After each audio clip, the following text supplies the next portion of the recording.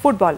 Saudi আরবে অনুশীলন ক্যাম্পে আল ওয়েদাত ক্লাবের বিপক্ষে একটি প্রীতি ম্যাচ খেলবে বাংলাদেশ। তায়েফে বাংলাদেশ সময় রাত 1টায় শুরু হবে ম্যাচটি।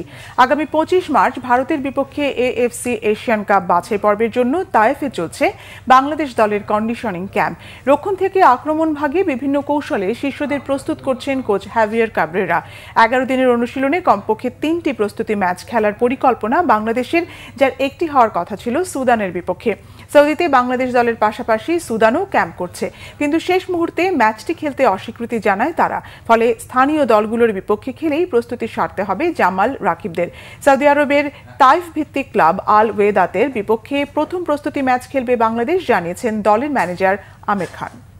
আমাদের হাতে যে কয়টা ক্লাব ছিল সেই কয়টা ক্লাবের মধ্যে আল ওয়েদাত, তারপর ওকাস স্পোর্টিং, আল ফয়সাল, তো সেখান থেকে আমরা দেখেছি যে এই ওয়েদাত ক্লাবটা যেহেতু কম্পিটিশনে আছে, খেলাধুলার মধ্যে আছে,